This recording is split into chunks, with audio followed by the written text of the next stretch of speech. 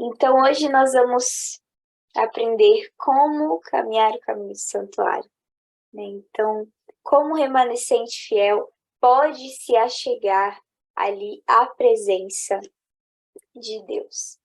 Então,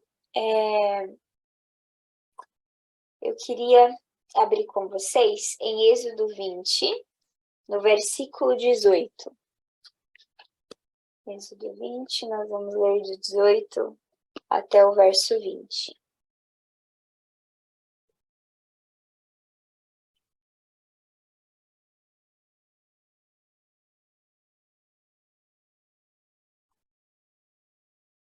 Para quem quiser ler aqui na tela, está escrito: E todo o povo viu os trovões e os relâmpagos e o sonido da buzina, e o monte Sinai fumegando. E o povo, vendo isso, retirou-se, pôs-se de longe, e disseram a Moisés: Fala tu conosco, e ouviremos. E não fale Deus conosco, para que não morramos.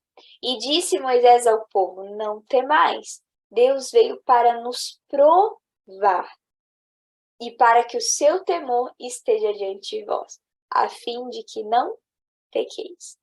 Então vamos entender o contexto disso aqui. O povo de Israel havia sido liberto ali de Israel, na verdade, perdão, do Egito, né? E eles estavam agora indo para a Terra Prometida. Só que nesse período, né, Deus queria se revelar a eles. Afinal, eles estavam ali por volta de 400 anos, né, como escravos, e eles perderam de vista a essência da verdadeira adoração. Então, lá no Egito, né, sendo ali um lugar politeísta, onde era adorado vários deuses, eles deixaram um pouco de ter em vista a grandeza de Deus e o fato de que Deus é o único Deus. Então, quando o Senhor liberta eles ali do Egito, o Senhor quer mostrar para eles ali na caminhada até Canaã quem é Ele, né? Afinal, eles precisavam ali ver a manifestação de Deus, ver o poder de Deus, para reconhecer que Ele era, sim, um Deus onipotente, um Deus acima de todos os deuses, né? Um Deus que não foi criado pelo ser humano, mas é quem criou, né? É o próprio Criador. Então, diferente de como ele apareceu para Elias, o Senhor aparece aqui por meio de trovões, relâmpagos. Então, imagina aí, lá com Elias, ele foi ouvido ali na brisa suave. Mas é que Deus não quis se manifestar dessa forma. Enquanto cada mandamento era proferido, né, cada mandamento descrito aqui no Êxodo 20, um trovão era ouvido. E enquanto Deus falava, o Monte Sinai fumegava. Então a reação do povo de Israel foi temer. E eles chegaram a essa conclusão: olha, que você fale conosco, Moisés, porque não está dando para ouvir dessa forma. Então, olha só, como que Moisés conseguia ali tranquilamente ouvir a voz de Deus e o povo de Israel não? Porque Moisés tinha uma intimidade muito grande com o Senhor, porque ele tinha ali com Deus uma comunhão a ponto de estar na presença de Deus, né, e não se sentir desconfortável na presença de Deus. Então Deus podia se revelar para Moisés, como ele fez até mesmo naquele momento em que Moisés vê as costas de Deus, né? E Deus disse: você não pode ver meu rosto, mas eu vou passar e você vai ver assim as minhas costas. Então Moisés, ele teve um privilégio que, né, a gente olha aí no decorrer da Bíblia, nenhuma outra pessoa teve ali os mesmos privilégios de Moisés, né? Ele passava ali 40 dias, 40 noites sem se alimentar, mas ele estava na presença de Deus, e aquilo ali era o alimento dele. Mas no que diz respeito à comunhão do povo de Israel, eles não estavam preparados para a manifestação de Deus. Mas a gente pensa, por que que o Senhor quis se manifestar dessa forma? Aparentemente, né, para trazer medo. Justamente porque Deus queria prová-los, para que eles pudessem o quê? temer a Deus. Muitas vezes a gente fala, não, temer a Deus não é ter medo. Não é, mas é ter reverência, entender que Deus é grande, que Deus é onipotente. Então, olha só, Deus quis demonstrar ao povo sua grandeza e autoridade, para que, postos diante da norma da lei, eles pudessem perceber a sua miséria.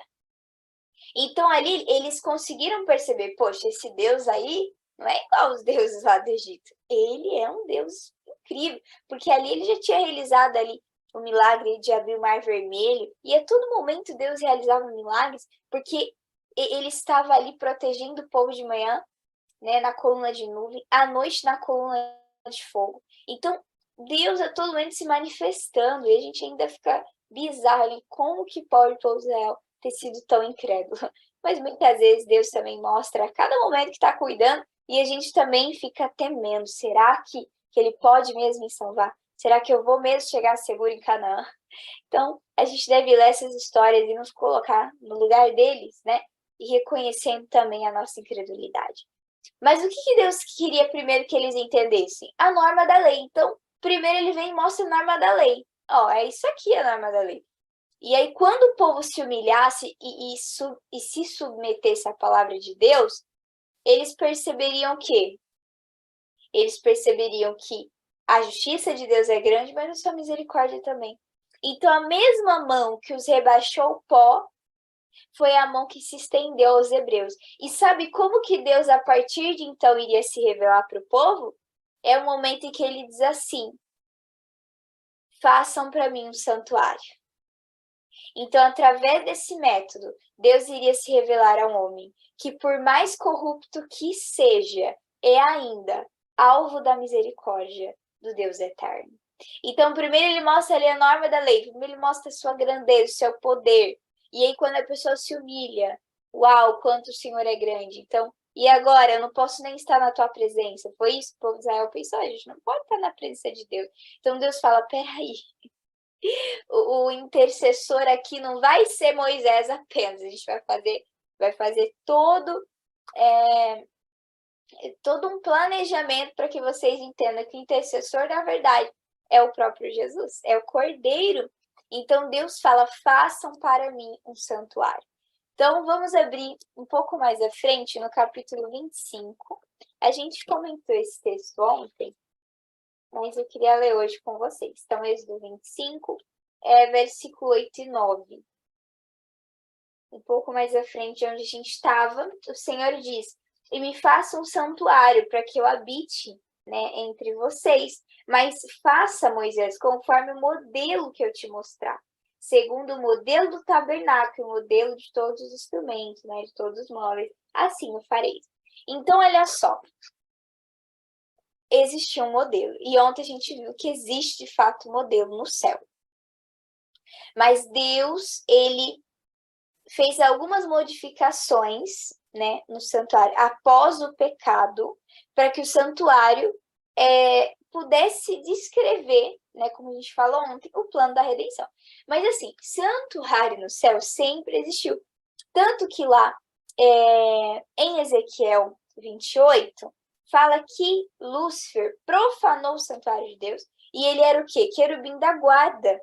Os querubins da guarda, eles ficavam no lugar santíssimo guardando a lei de Deus. E a gente sabe que sempre houve uma lei, né? Tem pessoas que falam, não, a lei começou a existir no Monte Sinai. Isso é bizarro, né? Porque a lei sempre existiu, porque não existe governo sem lei, né? E com certeza a lei não se resume ao povo de Israel. Por isso ela foi dada no deserto. Não é para alguma nação em específico, mas para todos, né? A lei é ali o reflexo do caráter justo e amável do nosso Deus. Então, o santuário sempre existiu, mas ele foi adaptado, né, para a realidade do pecado. Então, através do santuário, como está aqui o título, esse era o método, né, o modo que o Senhor iria usar para ensinar. Então, é um método pedagógico de Deus. Então, a gente já viu que tudo isso aqui, cada móvel, né, cada ritual, inclusive o sacerdote, o sumo sacerdote, eram representações do Senhor Deus. E quando a gente olha assim por cima a imagem, do santuário no centro e as tribos ao redor, a gente vê ali que o modo em que as tribos eram colocadas formava o símbolo da cruz. Então, tudo ali, de fato, apontava para o futuro sacrifício do Cordeiro. E a gente viu que esse sacrifício foi feito. O Senhor trilhou o caminho do santuário e ele abriu as portas do santuário para que eu e você possa trilhar também esse caminho. Afinal, é o que é necessário para que a gente possa estar na presença de Deus. Então, olha só, através ali desses dois textos que a gente leu, tanto em Êxodo 20 como em Êxodo 25, a gente conclui o seguinte, que está aqui na minha tela. Deus primeiro mostra ao povo de Israel que a lei, o juízo e a ira dele, para depois apresentar a graça, a misericórdia e o perdão.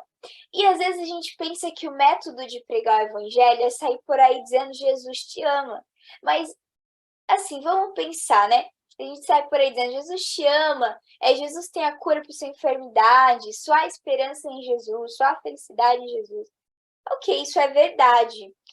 Mas a pessoa, muitas vezes, que ouve isso, ela pensa, tudo bem, Jesus me ama, eu também amo ele aqui, né? Nos meus pecados. Não, Jesus só tem a felicidade. Não, mas não, Jesus é quem cura, mas eu não estou enfermo, né? Jesus é Salvador, mas eu nem sou pecador. Então, primeiro, a gente precisa trazer diante da pessoa que ela é sim pecadora, não há um justo sobre a terra, né? E tem pessoas que dizem, não, eu não mato, não roubo, não, então eu não preciso de Jesus, que eu já estou salvo. E aí mal entendem que existe dentro de si uma corrupção, e que, na verdade, isso é possível obedecer à lei de Deus com o poder do próprio Deus, né? Com o Espírito Santo agindo e regenerando o nosso coração. Então, primeiro, a pessoa precisa compreender quem ela é e quem Deus é. Então, peraí, eu sou pecadora, miserável. Essa é a norma da lei, eu não consigo alcançar a norma da lei. Esse é o meu Deus. E aí, então, eu vou conseguir reconhecer o amor dele e a misericórdia dele. Mas se eu não reconheço que eu sou pecadora, que eu preciso de um Salvador, para mim vai se tornar sem valor o sacrifício de Jesus. Para mim vai se tornar sem valor a oração. Para que eu preciso orar? Para que eu preciso ler a Bíblia? Não, eu já conheço Deus. É isso que a maioria pensa. Então, primeiro a gente precisa preparar a terra, né? E muitas vezes, quando o coração não está quebrantado, para preparar ali a terra, a gente precisa muitas vezes, por exemplo, quando a gente vai para a agricultura, né? A gente precisa usar a enxada para preparar a terra. E aí a gente tem que afofar a terra bastante para pôr a semente, para plantar a semente, para que possa germinar e dar fruto.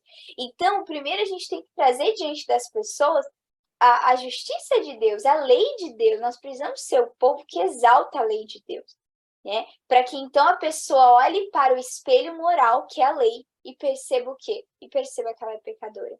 Mas que perceba também que Deus é um Deus de amor. Afinal, a lei se resume em amar. E de acordo com 1 João 4,8, Deus é o próprio amor. Então, ali na lei está o caráter dele revelado.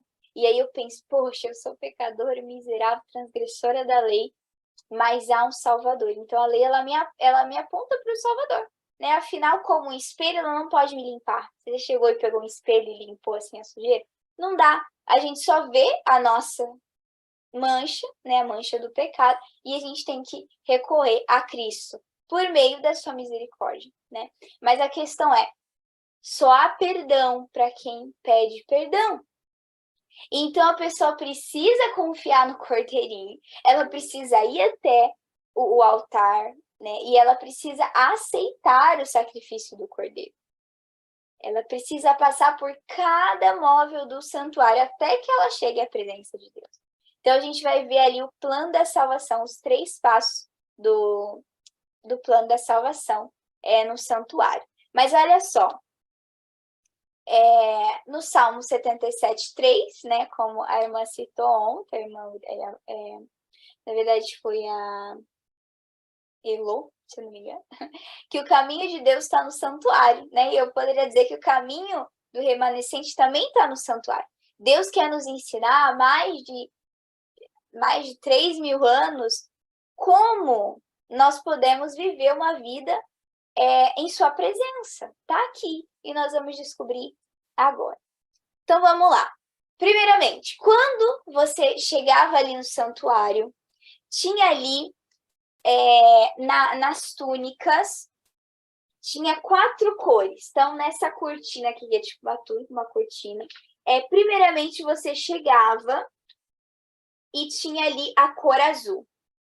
A cor azul que lembrava o indivíduo israelita da lei de Deus. A cor azul simboliza ali a obediência. Então, a pessoa chegava e ela via a cor azul, ela lembrava o quê? Transgredir a lei. Sou um pecador. Mas logo em seguida vinha a cor vermelha. E a pessoa lembrava o quê? O salário do pecado é a morte. E aí depois, a terceira cor, quando você entrava, era a cor roxa, que lembrava a pessoa ali das misericórdias de Deus. Não, eu transgredi a lei, sou pecador, mas Deus é misericordioso. E o branco significava purificação. O branco significa isso, né? O que é puro. Então a pessoa pensava assim, transgredi a lei, né? O salário do pecado é a morte, mas eu posso alcançar a misericórdia e eu posso me tornar purificado. Então a pessoa trazia ali o cordeiro, né? Ou algum outro animalzinho para sacrifício.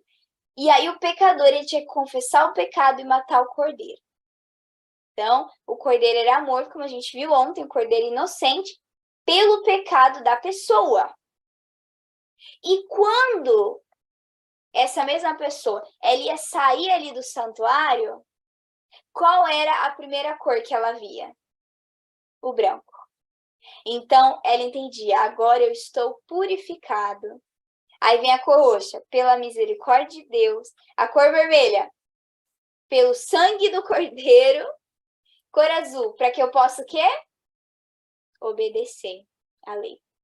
Então, quando chegava ali algumas cores que lembrava do seu pecador, né, a história do pecado e a morte, mas na volta essas cores estavam invertidas. Então agora eu pensava, não, eu já estou saindo purificado pela misericórdia de Deus, pelo sangue do Cordeiro, né? Porque eu confessei meu pecado e agora meu pecado não está mais comigo. Agora ele foi para o Cordeiro do Cordeiro, para o santuário, e ele, o santuário era purificado ali uma vez ao ano. E o pecado ia para ali o bode Azazel, que é um símbolo de Satanás, o originador do pecado. Então o pecado vai voltar para ele. Mas a questão é, enquanto eu estou pedindo perdão e eu estou continuando na prática do pecado, o meu pecado, ele não é apagado dos livros do céu. Então nós precisamos, irmãos, também entrar no santuário reconhecendo que nós somos pecadores. Mas que Deus, ele derramou seu sangue por nós.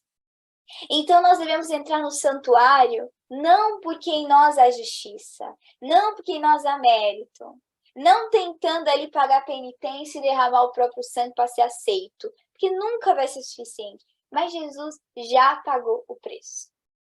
E ele se entregou. Mas quando eu chego aqui no altar, eu preciso fazer o quê? Eu preciso aceitar a morte do Cordeiro. E quando eu aceito a Jesus, eu vou passar pela pia que simboliza o batismo.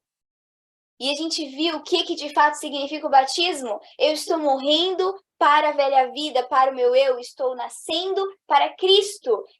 Eu estou nascendo uma nova criatura. E quando Paulo ele escrevia ali para a igreja dos Gálatas, ele dizia, olha, não é a circuncisão que vale, não é incircuncisão, é ser nova criatura. Então, não é coisa exterior, é uma coisa lá dentro. Então, quando eu passo aqui pelo pátio, eu passo ali pelo primeiro passo para confirmar minha salvação, que é ser justificada. Eu sou justificada pela fé no sangue do Cordeiro. Então, aqui já começa a minha reconciliação com Deus. Porque Romanos 5:1 diz que nós somos justificados pela fé. Por meio de Jesus, e agora nós temos paz com Deus. Mas às vezes a gente pensa que o batismo é o fim da minha caminhada. Irmãos, certa vez Lutero disse, eu pensei que o velho homem tinha morrido nas águas do batismo, mas na verdade, o miserável sabia nadar. E eu preciso matar o meu velho eu todos os dias. Essa é a verdade, irmãos. Todos os dias nós precisamos do novo batismo. Como assim, Gabi? Todo dia eu vou entrar lá na água e ser batizado? Não, mas é o batismo do Espírito Santo. O Espírito Santo está disposto a nos batizar todos os dias. É por isso que o que eu busquei ontem, o meu alimento, a minha comunhão de ontem, não vale para hoje.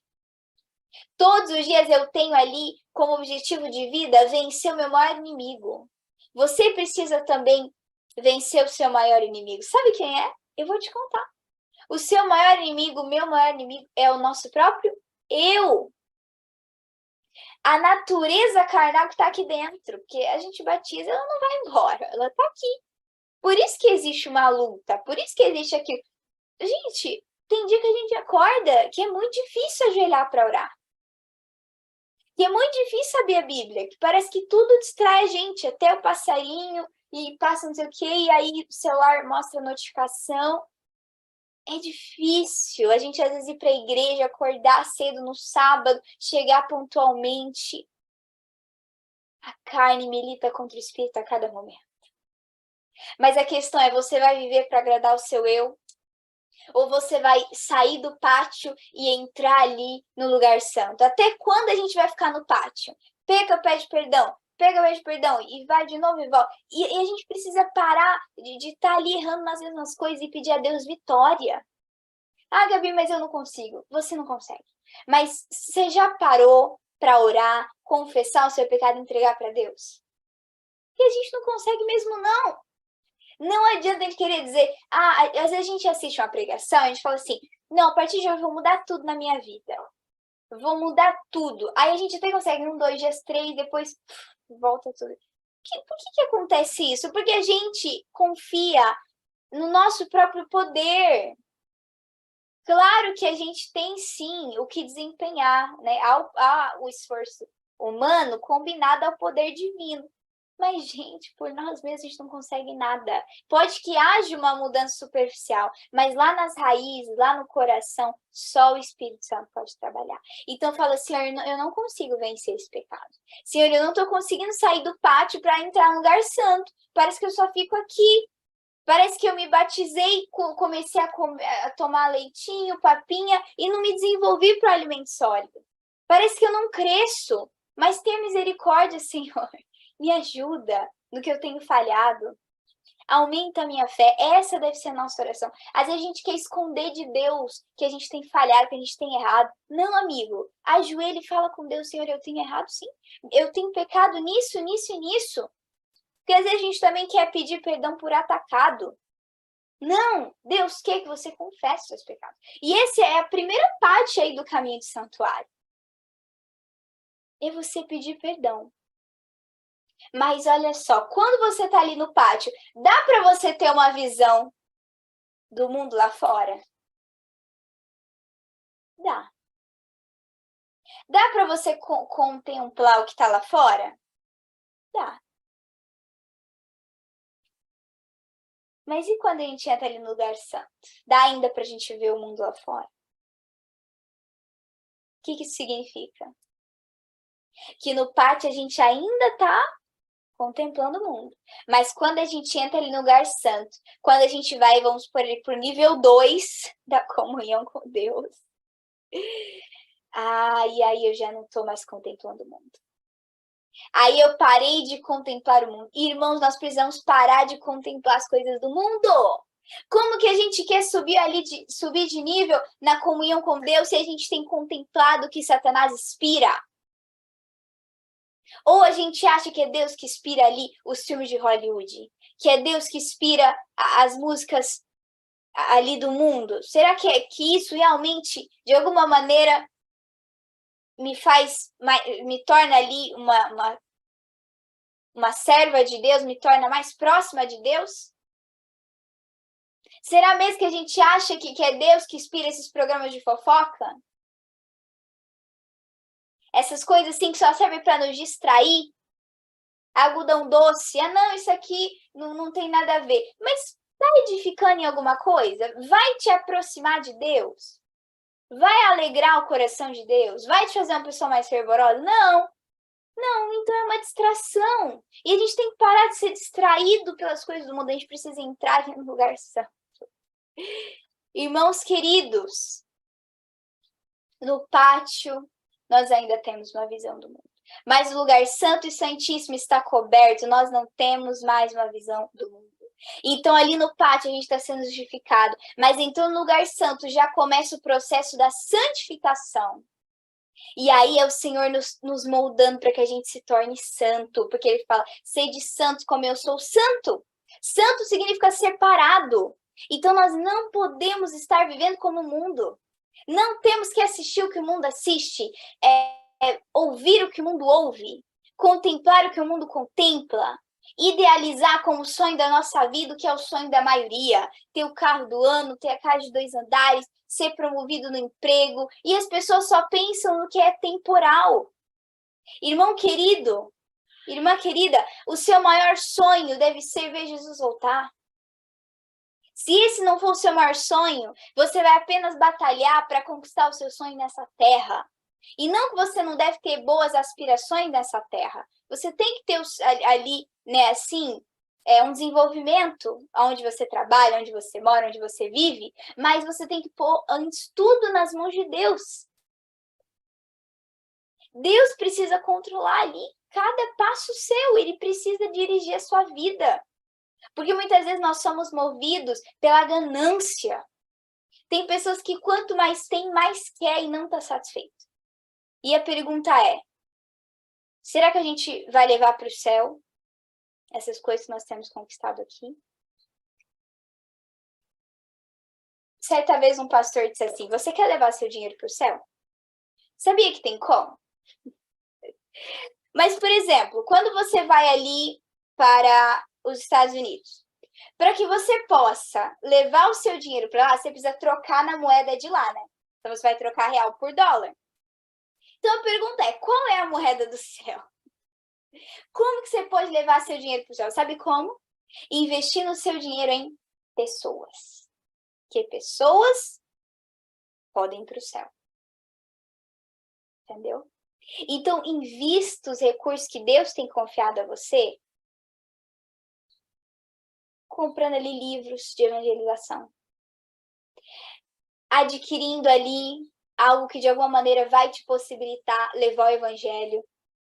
Tudo que a gente fizer deve ser pensando na salvação do outro. Porque o que a gente vai levar são pessoas, não são coisas, não são propriedades. Irmãos queridos, tudo isso vai se reduzir ao pó. Mas tem mais uma coisa que você vai levar para o céu. O caráter que você tem desenvolvido dia a dia. Na verdade, você não deve levar o seu caráter, você deve levar o caráter de Cristo que foi reproduzido na sua vida. Mas isso não é questão de estalar de dedos. É algo que a gente está construindo dia após dia. E será que nós estamos construindo sobre areia ou sobre a rocha? Ou sobre Cristo? Será que quando vier ali todo o vento de doutrina, a gente vai ser balançado e vai cair? Ou as nossas raízes estão bem estabelecidas na palavra de Deus? Irmãos queridos, a justificação e a santificação é uma obra que Deus realiza por nós e em nós. Entretanto, nós precisamos dar a autorização para que ele realize essa obra. Então, qual que é ali, o que Deus precisa para que ele realize essa obra por nós e em nós? Ele precisa que a gente aceite. Aceite a sua morte, aceite ali o cordeiro, aceite o seu sangue. Ele precisa que a gente abra mão da nossa própria justiça, tire de nós as folhas de figueira para receber a justiça dele. Por isso que a maioria das pessoas não querem. Às vezes a gente pensa, não é tão fácil, é só aceitar a justiça de Jesus. Mas as pessoas não querem abrir mão do seu eu. E às vezes a gente fala, não, crê em Jesus e pronto, vai ser salvo. Peraí, irmãos. Os diabos creem e até tremem.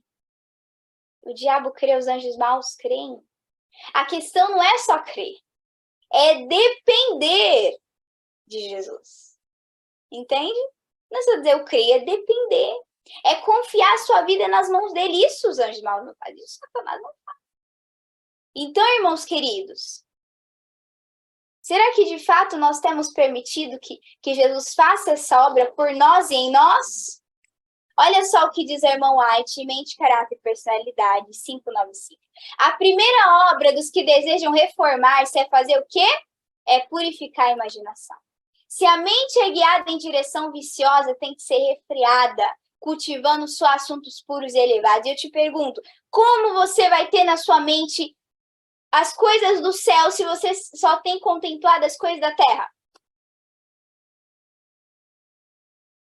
Como que nós queremos ter pensamentos puros se a gente tem assistido filmes ali que sempre tem cenas bizarras? Se a gente tem, muitas vezes, estado ali no ambiente onde tem música, onde tem uma influência negativa. Por isso que o Senhor diz que a gente precisa estar no campo, porque ali refugiado, as influências negativas da cidade não são tantas. Irmãos queridos, ela continua dizendo, quando tentados a ceder a uma imaginação corrupta, fugir para o trono da graça. Então vai para onde? Vai para o lugar santo, porque ali está o altar de incenso. Ali é onde você precisa estar orando a Deus. Volte para o lugar santo. A gente tem que sair do pátio, a gente precisa avançar, ir para o nível 2, vamos para o lugar santo e vamos chegar ali, então, vamos nos achegar ao altar de incenso e permitir que as nossas orações suba com o perfume suave. Olha só que interessante.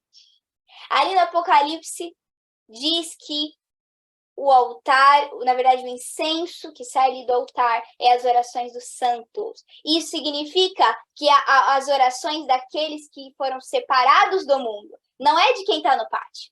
Não é de quem está no acampamento. Não é de quem está no Egito. É de quem está no lugar santo. E a gente passa ali a ter uma experiência mais íntima com Deus. Mas a gente precisa disciplinar o quê? Os nossos pensamentos. Porque os nossos pensamentos moldam as nossas palavras. E nós vamos fazer o que nós falamos. Então é como se falando eu já estivesse fazendo. Porque ali o que antecede a minha ação.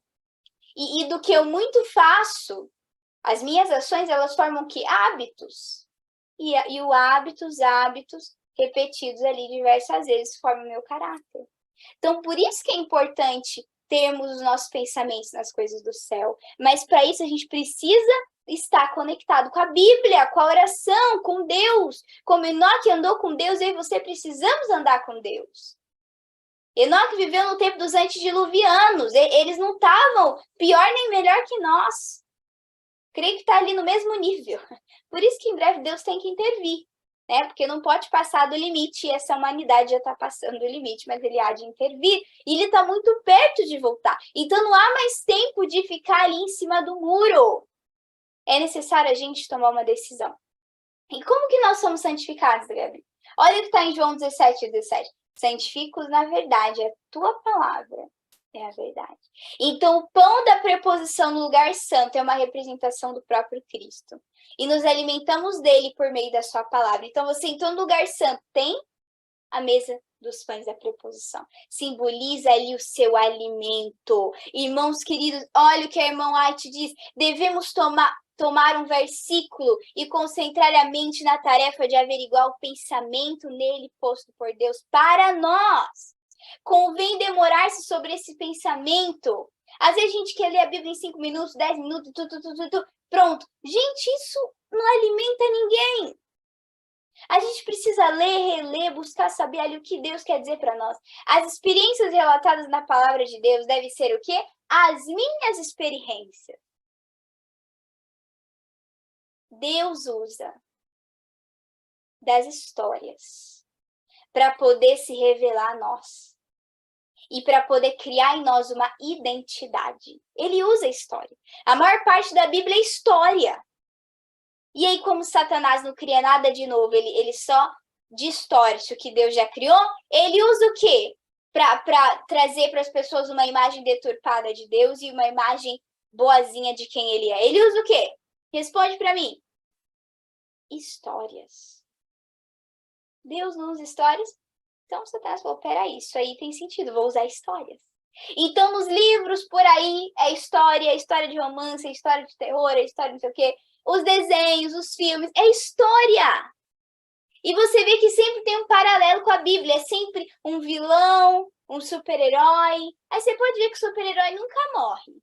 Se ele está colocando na mente das pessoas, aquele que de fato é o vencedor é aquele que não morre. Mas, na verdade, o maior herói morreu na cruz por nós. Esse é o verdadeiro herói. E quando eu deixo os meus filhos assistindo, decorando, contemplando as histórias de Satanás, eu estou moldando ele para ir para onde?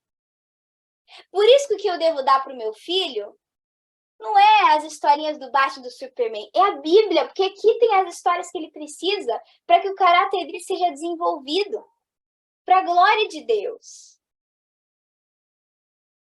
Irmãos queridos, a palavra de Deus é o nosso alimento diário. Sabe quando você vai lá e come o pão da Santa Ceia? Sabe o que você está dizendo para Deus? Sabe o que você está dizendo diante dos mundos celestiais? Você está dizendo assim, Senhor, eu prometo me alimentar da tua palavra todos os dias. E a gente está mentindo para Deus quando a gente come o pão da Santa Ceia e não cumpre o que nós estamos prometendo. 2 Timóteo 3,16. Paulo fala, toda a escritura é inspirada, é útil para ensino, para que todo homem seja o quê?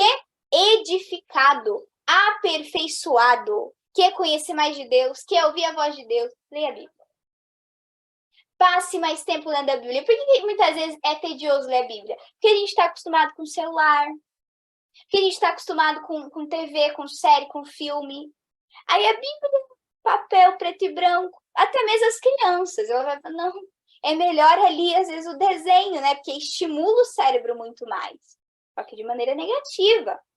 Então, olha só o que Jesus nos diz para os pais, para os papais e para as mamães. Deuteronômio 6, 6 e 8. Ensine aos seus filhos as histórias da Bíblia. Não é as histórias do Batman, do Superman, de não sei quem, da princesinha Sofia, da Cinderela, da Branca de Neve. É pura feitiçaria esses negócios.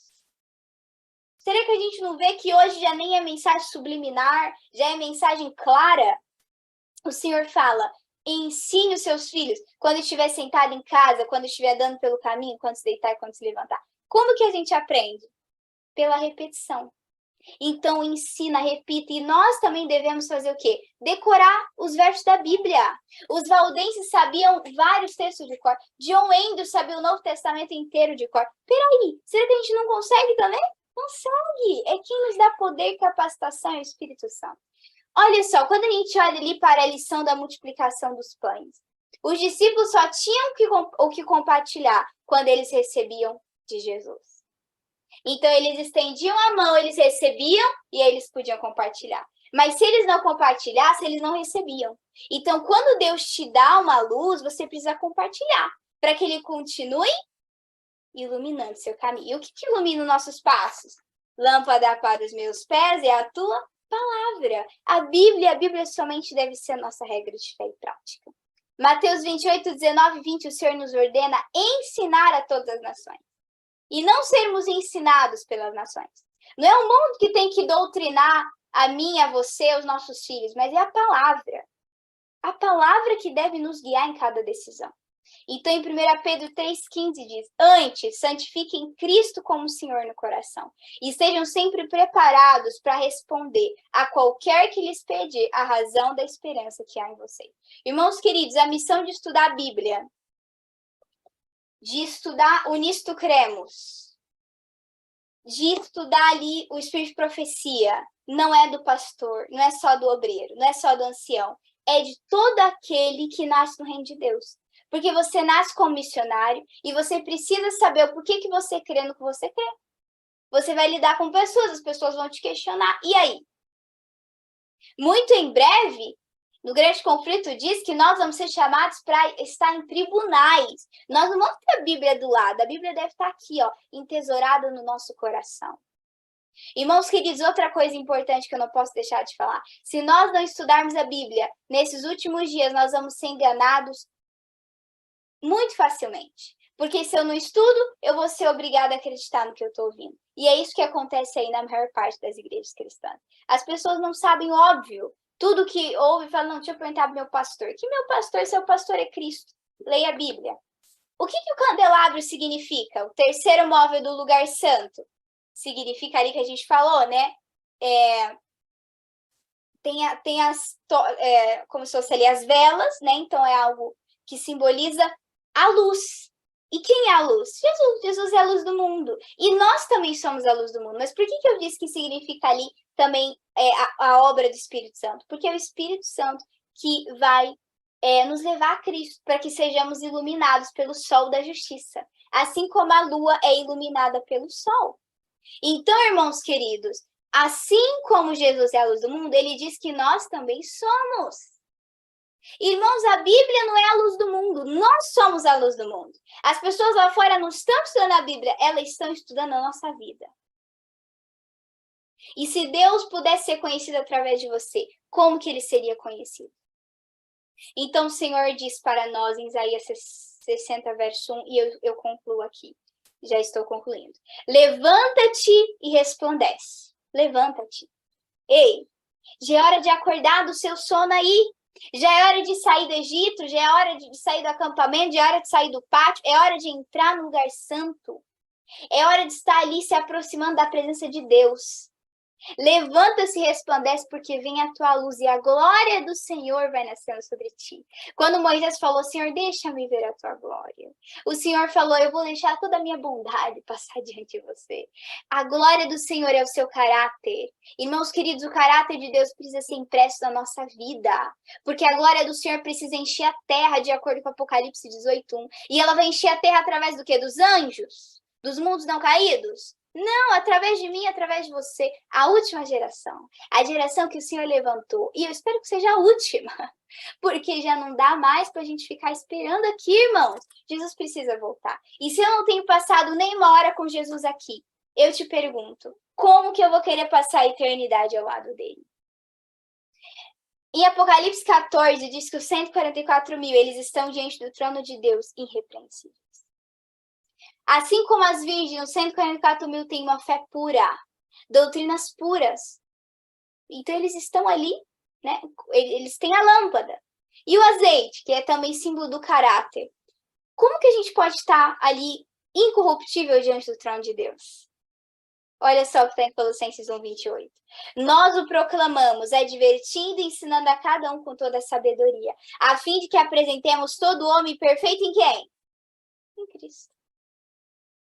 Por isso que ele é o pão, por isso que ele é ali o incenso agradável, por isso que ele é a luz do mundo. Entendeu? Ele é o maná que desceu do céu. A lei reflete o caráter dele, o caráter do Pai. Ele está simbolizado por cada móvel do santuário. E quando a gente contempla ali o santuário, contempla a Cristo, nós somos transformados. E nós vamos nos tornar homens e mulheres perfeitos em Cristo. E eu quero concluir com esse texto. O Espírito de Profecia é muito forte, mas necessário. Os olhos de Deus não repousam. Ele conhece todo o pecado oculto aos olhos mortais. Os culpados sabem exatamente quais os pecados têm a confessar, para que seu coração seja purificado diante de Deus. Irmãos, o que é expiação? É duas coisas. É perdão e é purificação. Então, o Senhor, ele quer que você peça perdão e abandone o pecado, para que ele possa purificar você. E ele precisa purificar o templo da nossa alma, que tantas vezes foi corrompida ali por um alimento nocivo, por algo nocivo que eu assisti, por algo nocivo que eu ouvi. Por isso que a gente precisa ser purificado. Porque em algum momento a gente já esteve no Egito. Porque em algum momento a gente já condescendeu ali com o apetite do Egito, com as paixões do Egito. Por isso que é um processo até a presença de Deus. E o Senhor diz assim, ele diz que aquele que confessar o seu pecado vai encontrar misericórdia. Olha só, Jesus está lhe concedendo agora oportunidade de confessar, de se arrepender em profunda humildade e purificarem a vida pela obediência e o viver a verdade. Agora é o tempo de se endireitarem os erros e os pecados serem confessados. Eu não vou dizer para você que você tem o dia todo, porque nós não sabemos qual vai ser a nossa última hora de vida, o nosso último minuto de existência. Então, a todo momento, a minha oração para Deus deve ser, Senhor, lava-me com teu sangue. Torna-me mais alvo que a neve, perdoa no que eu tenho falhado e viva em mim para que as tuas obras sejam vistas na minha vida. Irmãos queridos, bem-aventurado todos que lavam suas roupas no sangue do Cordeiro. E ali Isaías diz: eu estou contente, pois o Senhor me vestiu com as vestes da salvação. Ele pôs sobre mim o manto da justiça. E Apocalipse 22:11 diz que aqueles que serão selados, eles vão continuar se santificando. E por fim a gente chega no lugar santíssimo. Tá vendo aquela fumacinha ali? É um símbolo da presença de Deus. A presença dele está no lugar santíssimo. Há um processo até chegarmos na presença de Deus. E qual que é o móvel mais próximo do lugar santíssimo? O altar. Então é por meio da oração que nós nos aproximamos da presença de Deus. Então não deixe de orar, orai sem cessar. Ore lavando a louça, ore lavando a roupa, ore andando de carro, ore a todo momento, porque se você estiver em comunhão, pode vir a tentação que for, irmão, você não vai cair. Não porque você confia em você, mas porque você tem todo o céu ao seu dispor para vir em seu favor quando você é tentado e atribulado. Amém? Irmãos, vamos confiar que Jesus já trilhou esse caminho e que nós podemos trilhar também o caminho até a presença de Deus. Vamos então orar para que a gente possa concluir? Curva sua fronte para que a gente fale com Deus. Pai querido, muito obrigada por falar aos nossos corações. Obrigada, meu Pai, porque o Senhor nos libertou do Egito, porque o Senhor tem nos guiado e o Senhor quer que a gente chegue até a Tua presença. O Senhor quer que a gente tenha a nossa mente purificada, porque em algum momento ela já foi embotada com coisas impuras, com coisas corruptas que manchou o tempo da nossa alma. Mas venha purificar-nos com Teu sangue, lava-nos e torne-nos mais brancos do que a neve.